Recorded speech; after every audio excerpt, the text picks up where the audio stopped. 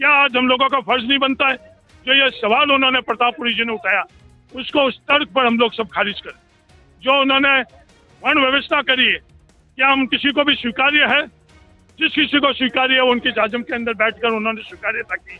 जो संविधान और थार को मोहब्बत करता है वो कोई भी इसको विधायक के तौर पर उस गद्दी के उत्तराधिकारी के तौर के ऊपर इस तरह की भाषा, इस तरह का कृत्य शायद ही कोई थार के अंदर मंजूमी या भाषण पीर के किसानों के पास है, वो उचित है या नहीं उचित। आज उनको भूमि और गांव छोड़ने के बदले जिला प्रशासन और भारत सरकार और राजस्थान सरकार ने दी, किसी ने खैरात में नहीं दी। वो विवाद कर रहे हैं। अगर ये विवाद का तर्क रहेगा तो बाड़मेर, जैसलमेर और थार के किस खातेदार के पास वो जमीन रहेगी? 99.9% लोगों के पास वो जमीन नहीं रहेगी। इस तर्क के आधार पर जो प्रतापपुरी जी ने तर्क रखा है और जो उनके सहमत होने वाले उनके पास में बैठे हैं, क्या वो जनाब थे वो उस दिन वहां इकट्ठे हो गए। जो उनसे सहमत है वो सोशल मीडिया और प्रेस के माध्यम से अपनी बात कर रहे हैं। और आज हम जो संविधान से हमको अधिकार मिला है 99.9%, उसमें हर जाति धर्म के लोग हैं। उसके अंदर सिर्फ जाट, मेघवाल, मुसलमान, प्रजापत ही नहीं है, उसमें राजपूत भी है, ब्राह्मण भी है, सोनार भी है, दर्जी भी है, हर जाति के लोग हैं। क्या आज हम लोगों का फर्ज नहीं बनता है जो ये सवाल उन्होंने प्रतापपुरी जी ने उठाया उसको उस तर्क पर हम लोग सब खारिज करें। जो उन्होंने वर्ण व्यवस्था करी है, क्या हम किसी को भी स्वीकार्य है? जिस किसी को स्वीकार्य है उनके जाजम के अंदर बैठकर उन्होंने स्वीकार्यता की। जो संविधान और थार को मोहब्बत करता है वो कोई भी इसको स्वीकार नहीं करेगा। तो ये सवाल है, वहाँ घटनाक्रम क्या हुआ? आज परमिशन किसने दी? परमिशन जिला प्रशासन ने दी। तो ये जिम्मेवारी किसकी थी?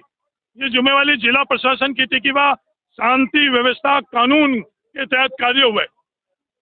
वो दो पक्ष है। एक पक्ष तो ये कह रहा है कि वह पत्थरबाजी जानबूझकर करवाई गई, दूसरा पक्ष ये है कि वह अफवाह फैलाई गई। उस अफवाह के तहत अपने आप की सुरक्षा के लिए,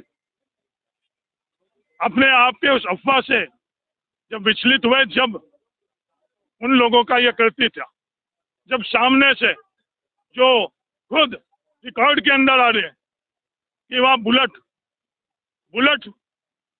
ये वहाँ लिखा हुआ है, जब बुलेट आएगी उससे पहले जो अफवाह होगी, तो ये सब जांच का विषय। ये जांच कौन करेगा? ये जांच दो लोग करेंगे, एक तो प्रशासन और न्यायालय करेगा, दूसरी थार की जनता करेगी। मुझे विश्वास है थार की जनता बिल्कुल सही नहीं है। ये देश के अंदर किसी को अधिकार नहीं है। आज हमने जो गद्दी उनको सौंपी है, ताराता मठ हमारे लिए बहुत पूजनीय है। मोहनपुरी जी को आज भी हम उसी श्रद्धा से पूछते हैं। विधायक के तौर पर उस गद्दी के उत्तराधिकारी के तौर के ऊपर इस तरह की भाषा, इस तरह का कृत्य शायद ही कोई थार के अंदर मंजूर करेगा। और जहाँ कहीं भी, चाहे मीडिया के माध्यम से, हम लोग जहर उगलने के लिए, नफरत लाने के लिए नहीं आए हैं। एक बार सब सामान्य चीज हुई, सामान्य वातावरण के बाद में मैं ये सवाल उनसे भी रखूंगा। पहले भी मैंने ये दो सवाल रखे हैं उनसे कि बाड़मेर, जैसलमेर और थार के अंदर तालाब के ऊपर अतिक्रमण हुआ है।